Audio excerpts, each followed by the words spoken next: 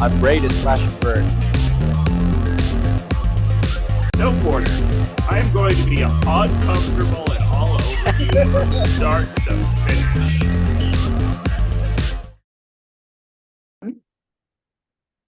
Hello, everyone, and welcome to another episode of Outside of the Box. And Jonathan, what's up?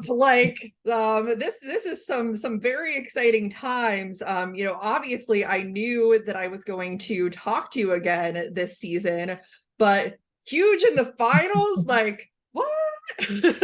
Yeah, been a good couple of weeks. Good couple episodes, good couple of fights. Yeah, I mean, I think that's consistent how I've been the entire time. I don't know how I got here, and I'm very happy I got here. Let's go back and we'll figure out how you got here. So the first thing that I wanted to ask, which I'm sure you've talked about online or things like that, but going back to the preparations that were done in the off season coming into this season to give us this amazing, beautiful, well-working version of Huge, what did that process look like leading up to this season? Yeah, the answer's a little deep there, but it's basically like for 2021 we had built what we thought was like a really good Huge. It spun up super fast, it drove well, everything. And then it was just preparations issues once we got there of things not being totally done, and some parts were missing that we didn't realize we needed, and the belts were the wrong size, and speed controllers weren't battle hardened, and every single time we lost, it was falling in the screws due to belts, or the speed controllers killing themselves, or losing drive randomly. It was always something like that. It wasn't us getting completely blown out at all. And it was just kind of looking in and saying, all these years, we're doing this for 4 years at that point. This is the Huge that was supposed to be perfect. What's missing is it's not ready. Like ultimately, you can always say one didn't spin up, or one wasn't, we built it in 2 weeks was the first one, or anything. We're just never ready. And how do we, change our fate a little bit? How do we become ready? And that was the number one thing at the top of the list for the entire off season. Was every time we thought of some really outlandish change, it was like, hey, well, it's more important that we're done than that we change something. And apply that to everything. We still changed a ton of stuff, but it was little things. It was improvements to what was there rather than throwing out and trying again, or adding more motors or anything like that. And that was focus. It was still only done probably 2 or 3 days earlier than the past seasons one was done. We still, we drove it before we left, but we hadn't spun it up till we got to BattleBots for safety reasons.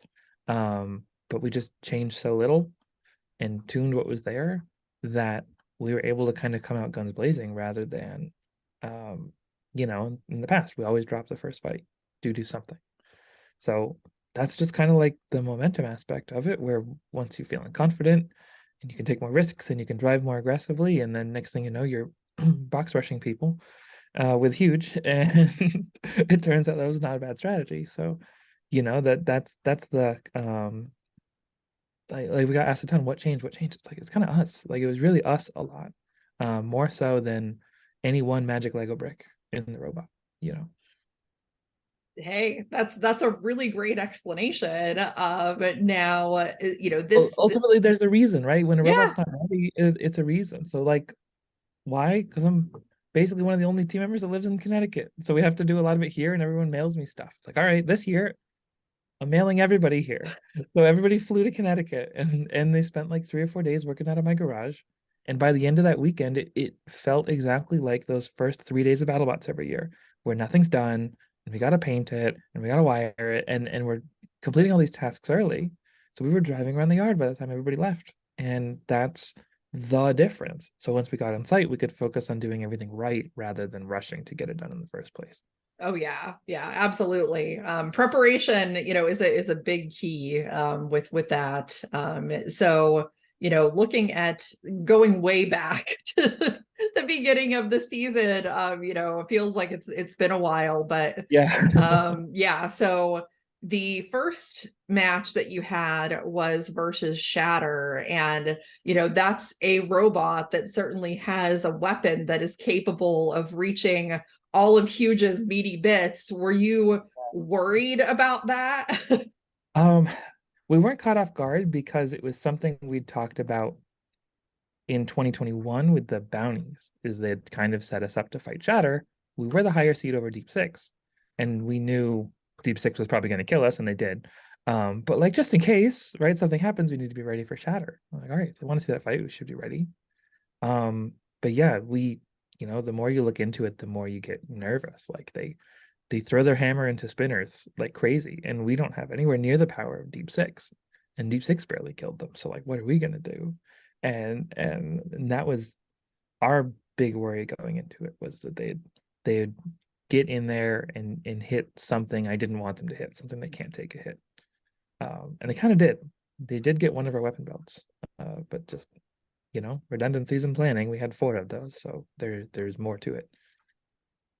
Yeah, no, absolutely. And I mean, you had to be glad getting a KO win in your first Oh my match God. coming right out of the gate. You had to be so happy Yes. about that.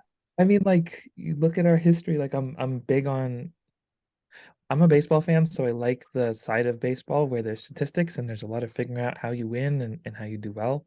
And it's the same in BattleBots, of how you win and how you do well and that sort of thing. A, being ready matters, but B, not taking those really big hits early on matters. And I was driving very defensive to try and just sneak in hits as best I could and not let them do too much damage early on. And that's, it leads to good things. It leads to the KO, and coming in with a plan in the first fight sets the season off right, rather than winging it into the first fight because you're rushing everything. So yeah, it was, to start the season on a KO is first time since our very first season we won our first fight. And that's just kind of the tone of all of it. Like, now we're on the right foot, and we know the robot works, and it didn't break itself, and no one killed it, and like, this is great. We should do this every year. Absolutely. And I think that this was like, with Huge's story this season, I think this was a great example of like the storytelling that BattleBots does, because you could see, like, after that first match, there's that buzz starting to go around, like, hey, Huge looks really good. And I think that kind of scary. fans noticed that, and I think that kind of started to build that story for the season. And that went right into the second match with Blip. And I'll be honest, like, when I saw that matchup, I was like, I'm not really sure how this is gonna go. Because they're a flipper, but I'm like, can they flip Huge? Like, how hard are they gonna try to do that? And they certainly tried and got a couple of pops in there. It did end up, leading to Huge's bar in the middle of their face. Which was not expected. But like, I kind of, we saw it, and I had, if you'd at all read or seen what Aaron was saying about the fight, of how they were aiming for the 6-5 judges decision, right? We've lost that same judge's decision to Whiplash twice. We've lost it to Malice. Like, we've lost those tough opponent pushing matches before. And I didn't think I was going to break anything on it. I saw that as one of our scariest fights. And the whole world's like, what can Blip do to Huge? It can survive and it can push us. And that's all it needs to do. It's at the end, it was like some pinched wire was all that took the flipper out. And it was still working. There was a bunch of holes in it, but it was still working. And it was that close. It was that close to losing. Yep, exactly. Because I've talked to Aaron and Seems Reasonable's team about this, and yeah, I mean, it's sometimes it comes down to that one little thing. But the fact that you were a little surprised that your weapon would do that to them, like great on you to be able to do that, because yes, it didn't do a lot of damage when it comes down to it, but it did enough. Right, and that's when someone fights Huge for the second or third or fourth time, they're going to know a lot more. And I'm living off the benefits of the fact that it's generally everybody's first time. and we can get away with a lot of things that, you know, they're going to fix it for next time, but they're just not used to being hit downwards, or they're not used to getting hit from a weird angle, or they didn't think that someone could stick the blade in the head in the middle, or that sort of thing. Yeah, it's a string of fights where that worked out. Yes, for sure. Now your third fight night was an interesting one because Fusion, in the past has not had the best record, and they actually did quite well in their first two fights. So to me, I would think that would have been a scarier than normal fight, going into that with Fusion, because they do have two different ways that they can attack you, which is pretty unique.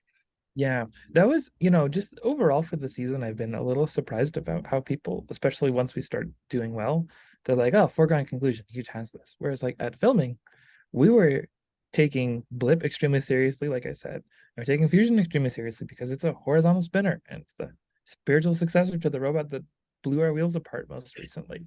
And like, this is not what I want to fight. This is different. This was the first attempt at the box rush, and that was all just because I didn't want to give them a chance to get going, to get momentum, to try. We talked to Witch Doctor before the fight, and looking at Witch Doctor right after fought Fusion was mauled, and the entire weapon hub was like split open. And I was like, what do you run on the weapon hub for bolts to hold it together? I got 6 half-inch bolts. And I glanced over at our hub containing 6 half-inch bolts. And I was like, oh, that's not good. Right? Because we knew they're going to lead with the horizontal spinner, and figured worst case we take a bunch of weapons or something. It's better than the wheels. We're like, no, crap. Okay, that's going to blow apart our hub. Now what do we do? And it worked out, right? It worked out because they ran a top plate I could bite like that. So it's, thanks. It's helpful. Thank you, Like, Reese. That was so nice yeah, of you. but that's the thing is like you watch a fight and you see it go really one way and you say, haha, huge wins every time. Not necessarily. I think we just got the hits in that case where it made it look easy. But like that's a ton of power inside Fusion. It could easily go the other way. Wheels get torn up, blade gets bent, something breaks inside. Who knows? Oh yeah, absolutely. Now for the fourth fight night, inevitably they give you Star Child because we've already had Huge versus Mammoth, so we have to have Huge versus Star Yeah. Child. And Mammoth versus Star Child. Yeah, exactly. We've had all iterations of the big robots fighting each other, and it was interesting because obviously like you tore them up quite a bit, but I think for you it had to be kind of a weird like reflection match because you've been there, like you've been this crazy design, and like, is it going to work, isn't it going to work? And I think like they definitely have something there, but it's new and you have to kind of fine tune it and figure out what you need to do to make it work the way that you want.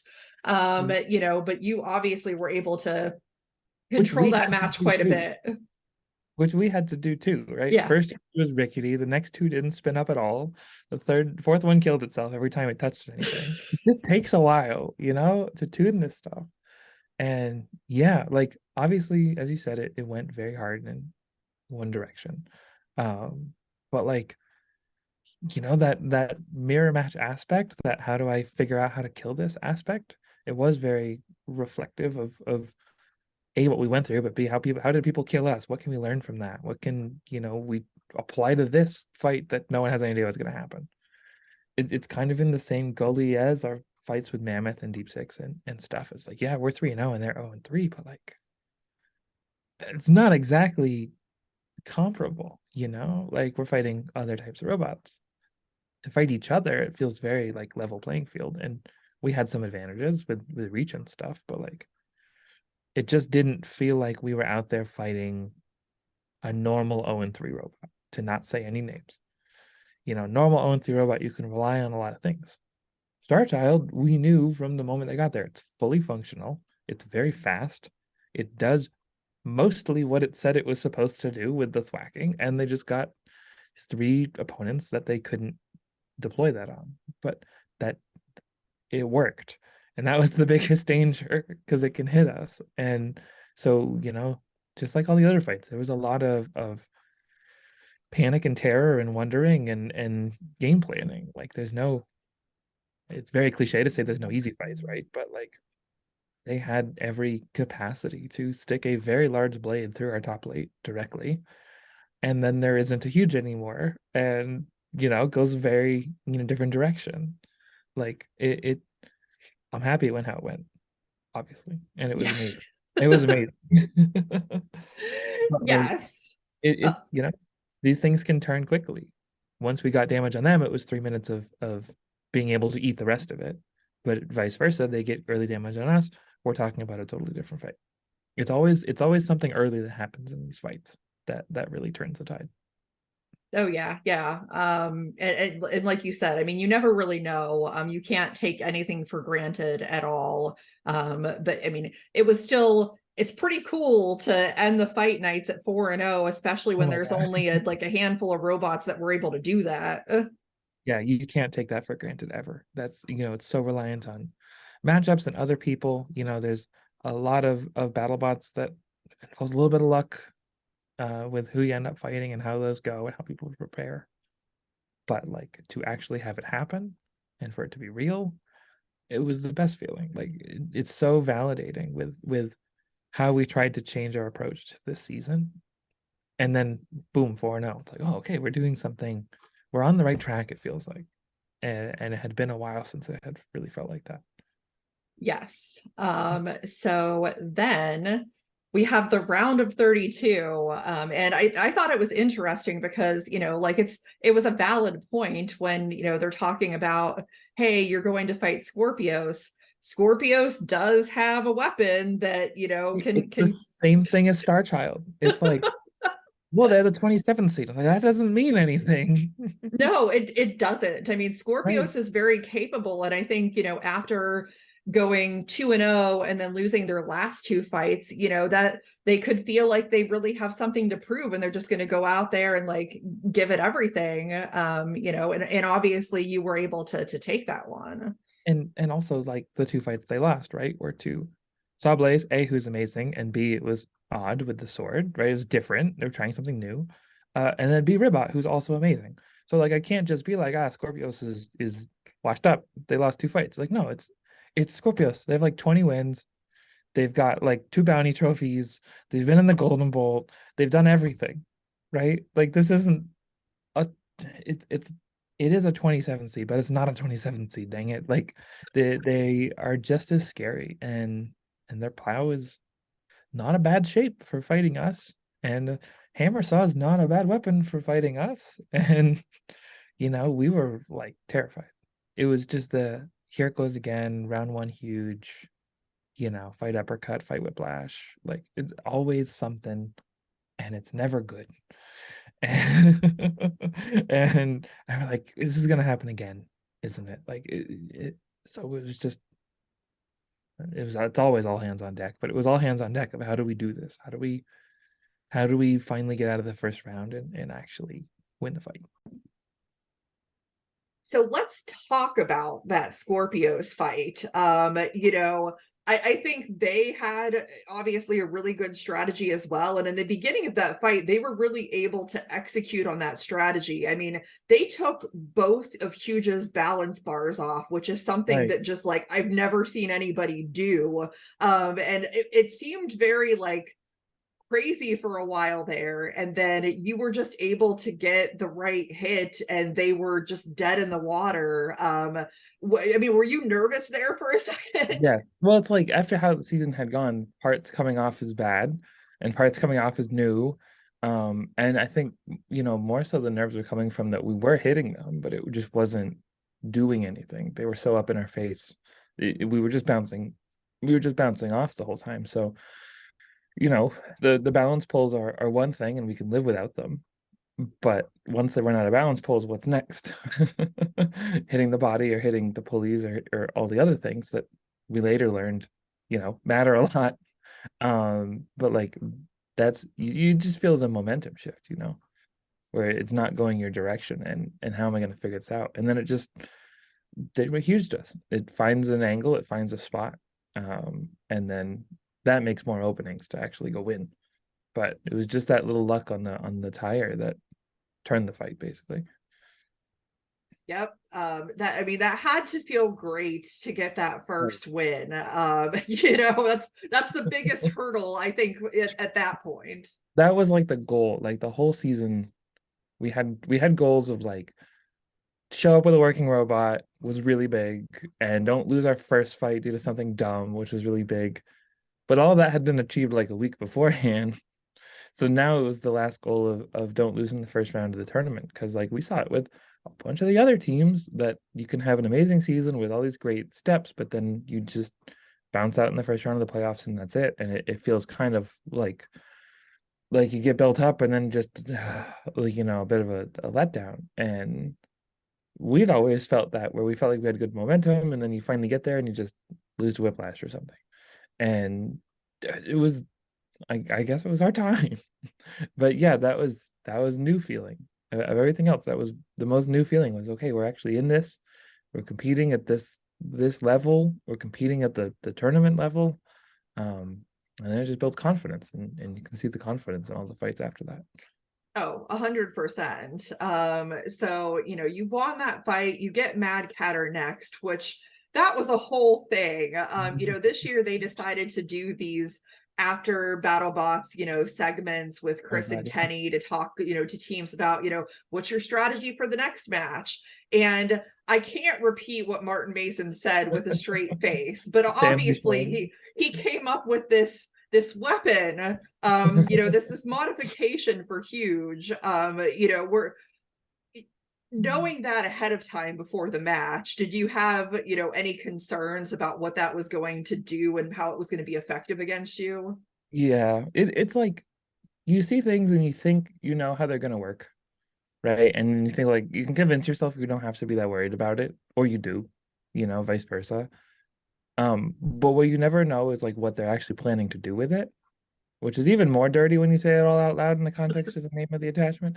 But like you don't know their strategy, right? And that, I think it worked out in some ways that I don't know if they were planning on it working out for, of like holding the wheels in place to hit them and stuff.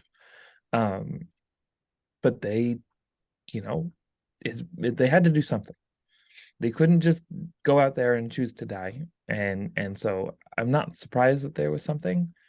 We saw it and said, okay, I think that's gonna take a lot of being very perfect for a long time for that to work out. And it would have. But like that's huge. You need to be perfect if you're gonna have some kind of attachment like that. Yes, exactly. So, you know, I thought the great thing about that match is that Mad Catter is such an aggressive robot and Calvin's such an aggressive driver, and that, you know, Huge did something that you don't normally see from Huge, is coming out and box rushing them. Yes. And you know, it was definitely very back and forth for a while. I mean, you did like immediately pretty quickly rip off a panel from them, Yeah. but they still kind of kept coming back. So it was Yeah. a great fight, but you know, in the end, like Huge did what Huge has been doing all season. Yeah, it didn't end up being a consequential panel, but it could have been, because it was one of their top plates and the batteries are under it. And they had said that they had taped the batteries into the robot for that fight. So we flipped them over repeatedly and the batteries never dumped out, which would have been ideal, and would have made it for a much shorter fight. We learned from when we were fighting Deep Six last year that we watched like all their fights, and they always started a certain way. And so we made a plan based around them sitting in their square at the start of the fight. And then for like the first time in recorded history, they like rushed forwards and we had no plan. And it totally caught us off guard. And that one hit was what got our drive pulley. And then the rest of the fight, we were flailing. So it was like, okay, this whole season, we've been kind of coming out slow. And for Scorpios, we came out kind of fast, but they came out faster and met us in the middle. What if I, took aggression to the aggressive robot? Like Mad Catter is the most aggressive, one of the most aggressive there. Let's see what happens.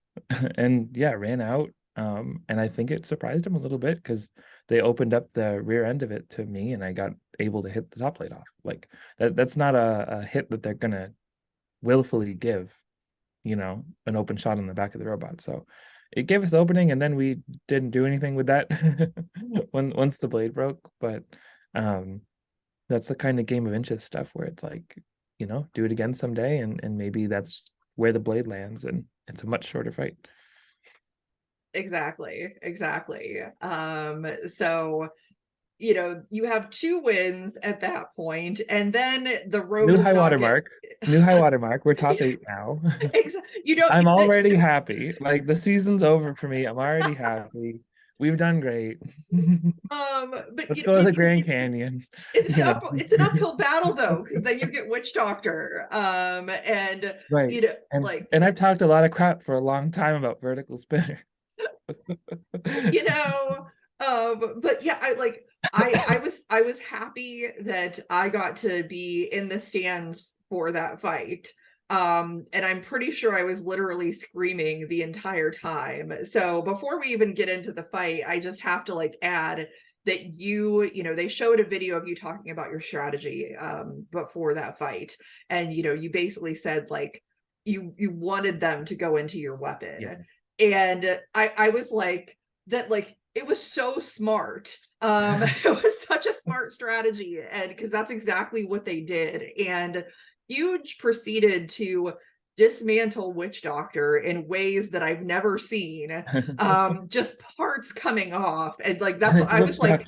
They're so good.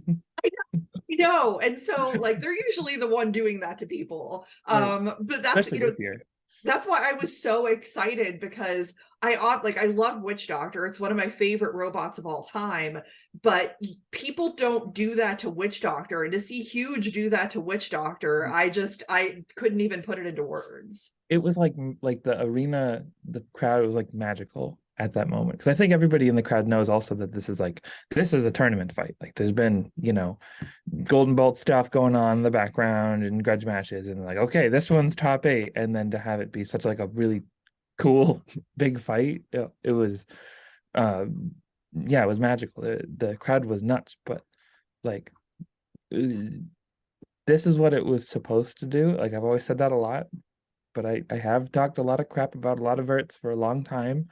It was always supposed to tear them up. It's just you expect something is going to go wrong. You expect something is going to change. And, stuff, we had broken stuff at the end of the fight, and the weapon wasn't as powerful at the end as it was at the beginning, and yada, yada, yada. But we won the fight over Witch Doctor. That's they're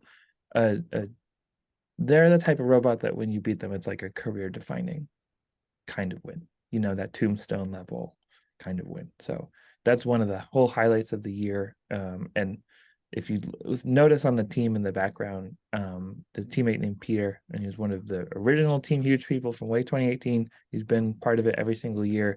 And he couldn't come to filming this year because he got married and bought a house and did a bunch of big life things that we all should do. But by that point, there was only 3 days left in filming. And so we beat Mad Catter, and I got a text from Peter, I'm looking at flights, and I was like, Peter, you're coming to BattleBots. So he was there for Witch Doctor and onwards, and it was just okay, we got to keep winning because he flew all the way out here. So make it worth it for him and not just lose to Witch Doctor. That's awesome. That's awesome that he was able to be there for that. It was amazing. And he showed up and he was fully rested and ready to go, and we're all dead tired. And he showed up and what can I fix? And he just starts going on the robot and going crazy. And all of a sudden I realized that maybe we shouldn't make everybody do the entire BattleBots all year, because we're all dying by the end of it, versus fresh people showing up and the energy, right? The excitement of somebody fresh who just got there and is happy to be in it. It was really a big help for us for the last couple fights. Yes, absolutely. So I will definitely admit that as much of a believer in Huge as I am, I was very concerned about the Copperhead fight. And mainly because, when you look at what they had done all season up to that point, they wrecked Endgame in ways that I've never seen that happen. It must have weighed 180 pounds by the end of that fight. There was so few pieces left. Yes. So I'm like, yeah, like, Copperhead, they're small, they're nimble, maybe they get around, they could do some damage to the, like, who knows what's going to happen. But the thing that was interesting, obviously, is that Luke chose to spin their weapon in the opposite direction. And, again, they had interviewed you about strategy before the fight, and you were talking about the fact that Huge's weapon has reach that other bots don't, where you could very easily take that top shot and get to Copperhead, that other robots couldn't do that. And again, like, that's exactly what you did. And I'm like, yes, I love to see a plan like laid out and executed. And I mean, you knocked out Copperhead. Like, again, that nobody did that. Nobody was doing that, and you did that. I mean, it shows we understand Huge now, and I think you go watch the earlier stuff, and the strategy it never has the nuance. Like, we don't understand why we're winning in a lot of the earlier fights. We just like, Huge is good, so we're winning, and that's it. And now it's like, well, how do we win? We win because we're going to hit weird places, and with things that no one's hit before, like the chains and the belts and all that. And so now we can like aim for that, which is even better than doing it by accident, which we were doing before. And I think their strategy was good too. I could not have predicted before seeing the show that they would make a Jonathan is conserving the robot narrative for Mad Catter and Witch Doctor. Very on the record, it broke in both fights. In Mad Catter, the central bushing hub melted due to some hits up weapon to weapon, key point. And then Mad Catter, the magnets in the motors broke from hitting a really solid object, key point. So to go into Copperhead, we were terrified. It's a solid object that is going to go weapon to weapon, spinning backwards, and trying to blast into stuff and break it. It's like, oh God, this could be quite bad. I think their plan was just that we break ourselves punching them, and they stay fully functional, and that's now you've got like 4-1 damage points, and there's very, very, very few ways that Huge can win. So I don't think it was a bad plan. It's just easy to say in hindsight, haha, it never would have worked because Huge did good. It's like, well, no, we broke ourselves in all of the fights before this fight. Like, that's very feasible that we could have broken ourselves again. It's just kind of the luck of how the blade lands sometimes, and you get a chain quickly, and it creates openings for the rest of it. Yeah, for sure. So you won that match, which puts you in the finals. And like, I mean, for me, I was like, you must feel like in a state of disbelief over this Yes. at this point. Literally still, like, we literally, like, I'll walk around the house and I'm like, Maddie, we got second at BattleBots. And she's like, I know, right? Like, this is super weird. We've been doing it forever, right? Like, this is our whole lives. It's how we've spent our 20s. This is to do robots, and always from the perspective of having something to prove and something to improve, and things about the robot that we wanted to fix and didn't like.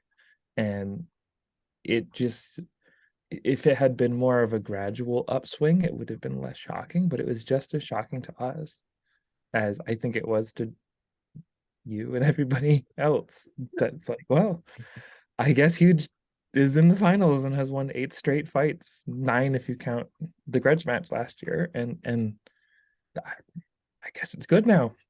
This is weird. Yes. And the of course the funny thing about that, though, going to the finals is ending up facing Sawblaze, which it's like, you already got through Scorpios, and now you have to go up against Sawblaze, which is like, to me, probably one of the worst types of robots for Huge to have to face. And the whole bracket, like, it's a thing with Huge is it's always matchup dependent. And you look at the bracket as it comes out, and you watch Bloodsport lose, and you watch Jackpot lose, and everybody that you're afraid of, besides like this one Sawblaze.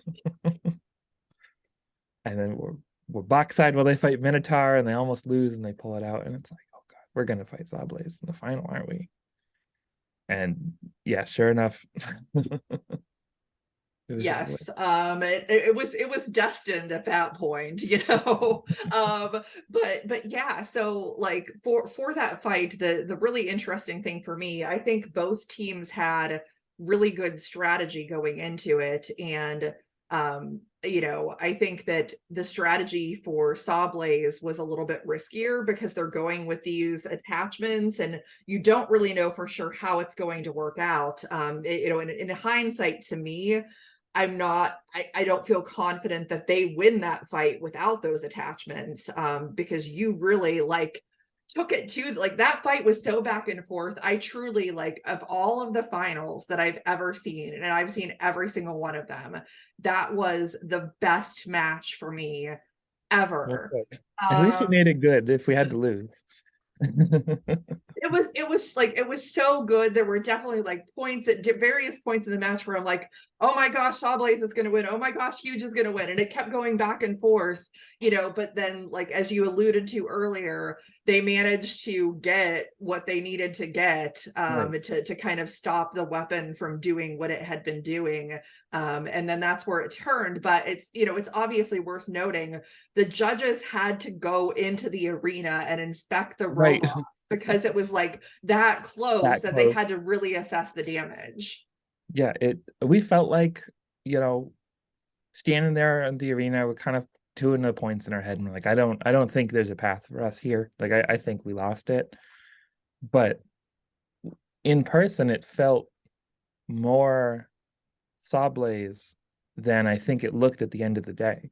Because once our spin up wasn't right, um, I can't describe it outside of feel, but like you feel when Huge is right and you feel when Huge is not right. You feel if it spins up fast enough, and you can be aggressive as you want to, or as you saw in the second half of the fight, I'm running away a lot, old Huge style, run away a lot, spin up, turn, and face. Um, it didn't feel like we were winning after the belt thing. Um, but just actually watching it, it's like it really actually took them a while to turn the fight, like to really get enough pins to say, okay, this counts as all the control points and aggression points and everything. Um, that's what Sawblaze can do. That's why we were so afraid of Scorpios. Also, it's what Scorpios can do too. It's just that's the a little bit as the power wheel guards. I've seen what the side of Sawblaze looked like after the fact. We got the exact same hit on Sawblaze that we got on Scorpios, but they had wheel guards and they had a thinner top plate that we couldn't rip off. And that's the hindsight playing. Is once you don't, you know, once you get your hit and it doesn't kill them, now they're free to continue hitting. And they got a bunch of hits on Huge. There's a dent in the front of the frame.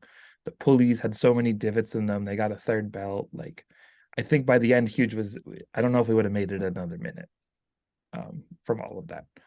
But it was a good final at least.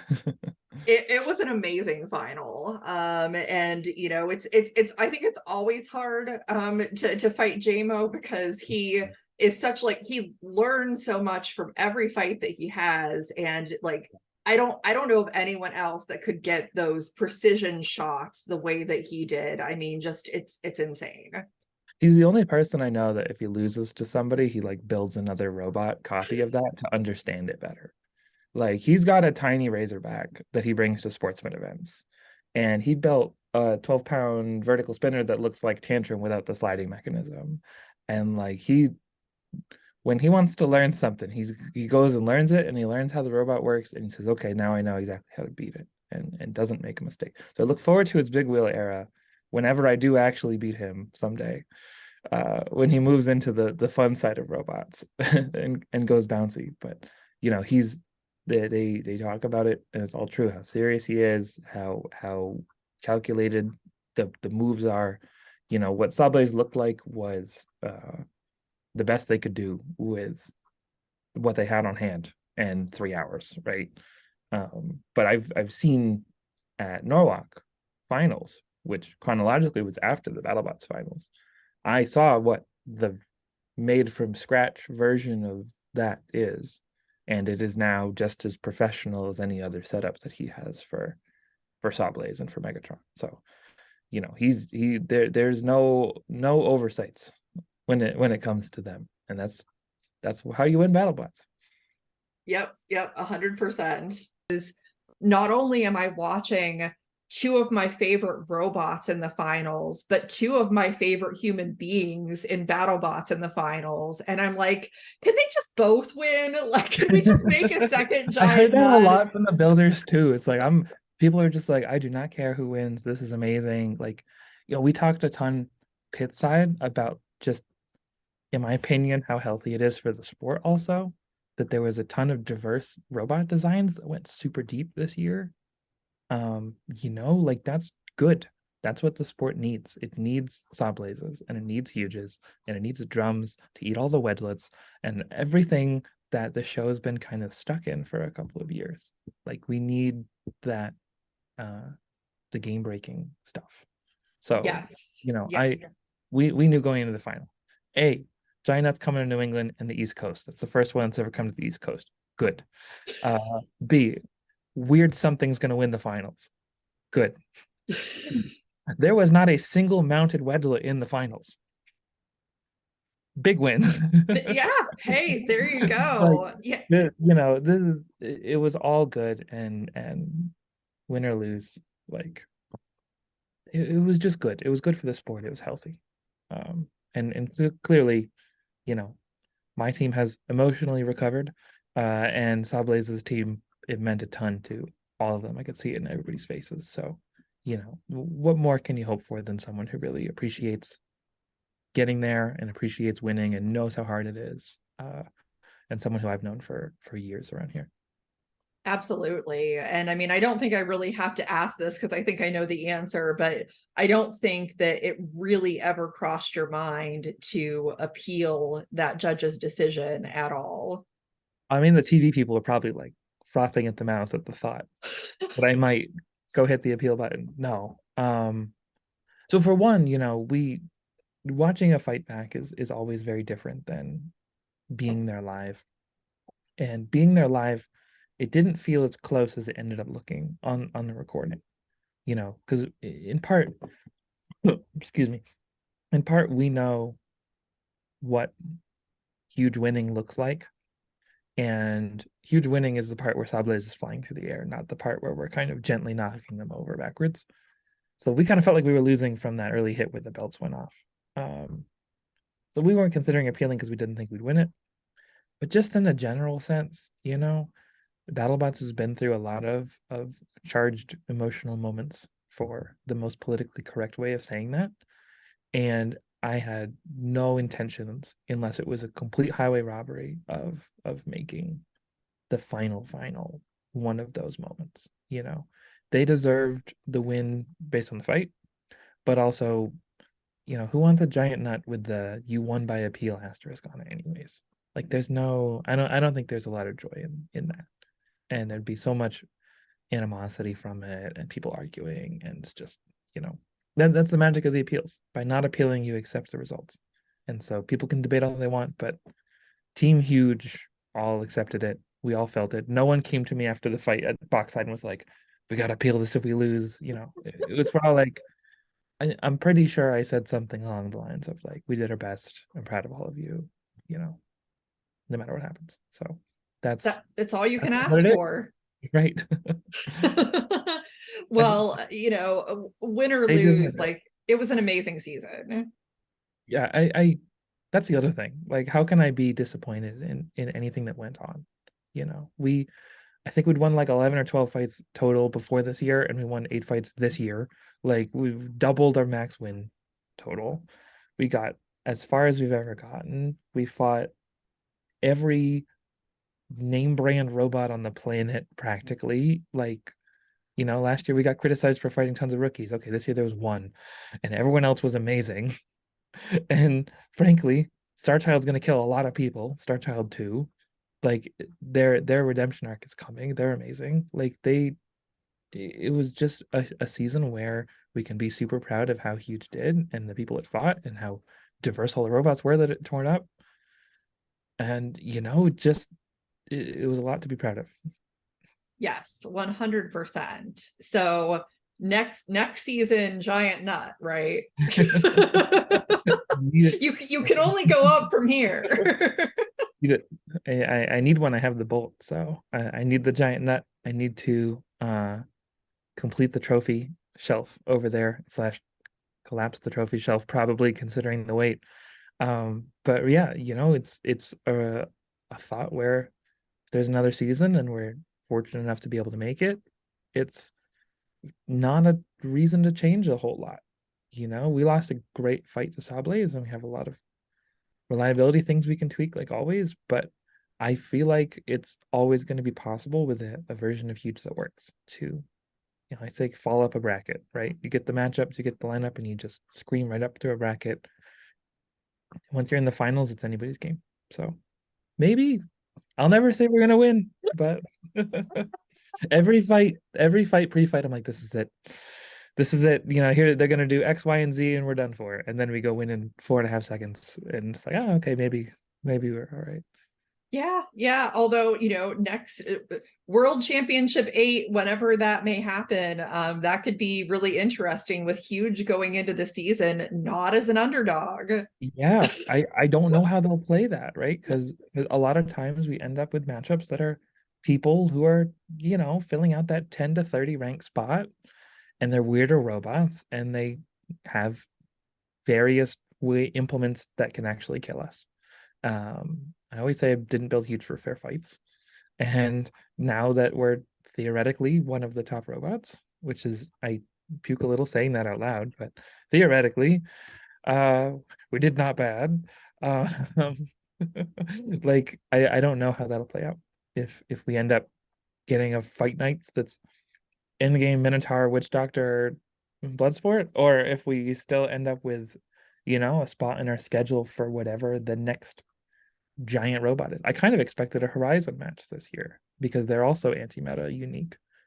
So maybe there's a spot in our schedule for a Horizon match. Who knows? It's just gonna see how the cards shake out, but I like to think we're ready for anybody now. It works pretty not bad. So, it's just gonna be kind of taken as it comes.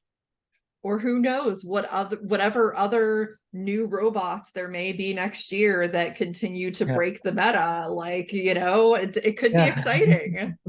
And I'd also, I gotta wonder the rematch angle. I've seen a lot of fans talking about that too, right?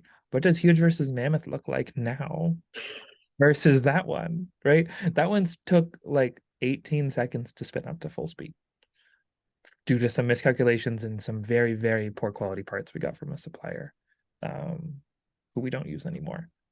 What's it look like with a 2-second spin up? What does Huge versus Malice rematch look like? What does, who else have we lost? We lost to a lot of people. Huge versus Whiplash, right? We lost to Whiplash 100 times. Like that sort of thing, They need to let Ice Wave come back and let's do Huge versus Ice Wave. What's your upcoming Ice Wave strategy? Wait for them to get rejected from BattleBots. It's still like my favorite robot. Like we are unironically massive fans of Ice Wave, the entire team. It's just, I'd call it a rivalry, but I don't think he broke a sweat. But it's funny how that goes. That's Huge, right? Like that's you can beat Huge, but you have to go beat everybody else too, or you're not going to get the chance to beat Huge. And that's what's tougher for an Ice Wave or for a Son of Waiachi to exist in an arena with a upper deck in it and that sort of thing. Yeah. So it's the game changed and it benefited us. And who knows if they pull out the shelf, maybe it'll go back a little bit. Maybe there'll be more Son of Waiachis in play. I don't know. We shall see. But I'm just trying to enjoy it while we have this spot at the top and appreciate, smell the roses quite a bit. Exactly. It's Huge's time, so enjoy it. Now yes. Now I want to make sure because I've been doing this, well, not all season, but a good chunk of the season, because I think it's important. Please feel free to give a shout out to any of Huge's sponsors. Yes, there are stories with that too. We've had 2 sponsors. I gotta get the logos ready. had 2 sponsors for our whole time. We've had Mauser.com and TTI, both are electronic suppliers. TTI owns Mauser, kind of circular there. But they've been with us every single year we've ever competed. We're incredibly fortunate to have them every single year and hopefully beyond. And it is very like unironically meant. Like we are not in the position in our lives where we would be able to do this without the sponsorship aspect. And even then, flying your entire team to Connecticut to come work on your robot in your garage is not free. And that's the type of thing that we're literally only able to achieve what we have because we have people that support us. So, I mean that very from the heart. A, I buy as many electronics as I can from Mauser anyways, because they support us. But B, they really are nice people who've made it possible for us to do this. There would have been a 2018 huge, and then that same huge showing up in 2019 with the coat of paint, and then done for without Mauser. Like it's a really hard game to play, and we've always been one of the younger teams who are able to come do it. We were all like 22 and 23 when we showed up for the first year. We had no money. Like so yeah, Mauser and TTI. Mauser more is a hobby focus. TTI is a more professional big company focus where they have representatives and you're placing big production orders. But need electronics, hobby or professional, please look at them and tell them that you like them because they sponsor Huge on BattleBots. Exactly. That is the important thing. No, awesome. Well, I mean, I'm just honestly, I'm so excited for you, Jonathan, to have had this season. Thank you. Truly, like there's not many people that I feel like in BattleBots that deserved it as much as you, because I know how hard the past seasons have been, and I think it's great that Huge was able to do this. I appreciate that. And yeah, we try and be a very positive team, and we definitely still wear our emotions quite a bit when things aren't going great for us. But it's credit to all the people on the team. They believed in Huge. We'd win at Norwalks, we'd win at Motoramas. We knew something was there. It's just the perseverance of chasing that goal and having that mindset of, if it doesn't work, I always talked about on the show, this is doing what it's supposed to do. It's working like it's supposed to. We had this picture in our head for years of what it was supposed to do, and it was about meeting the technical aspects to actually do that. You can build a 3-pound robot and you can calculate everything wrong and it probably won't light on fire, and it will probably work because you get away with it. Heavyweight scale, it's like razor's edge. Like everything needs to be completely perfect or it won't spin up at all, or it'll burst in flames or anything. It was just such a higher mountain to climb for us. But a lot of help from the team, a lot of help from other teams. I would completely be negligent to not mention people like Rory Mangles on Monsoon for helping us with the Vesk magic, the speed controller magic. A lot of the Valkyrie team has helped us over the years with machining parts and with getting our kickstart into the show in the first place. And just all the teams that we're really close friends with, Scorpios, Claw Viper, and beyond. They're always there to tell us during those dark times, like, yeah, but Huge is good, so you guys will be fine. Just make it spin up and you'll be good to go. And they were right. So yeah, it's been a very long road. But I think that just makes it so much easier to be proud of everything that happened this year.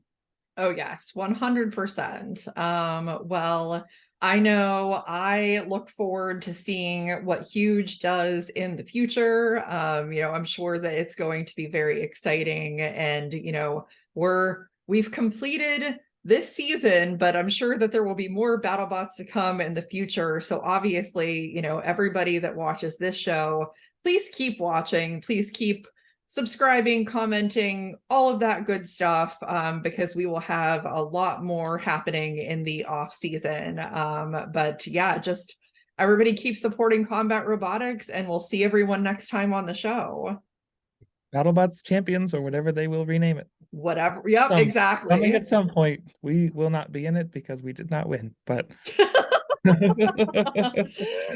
but Jameson is, because he did win. So You'll see Yes. him there. Yes, It'll be fun. exactly. Exciting stuff. Keep watching.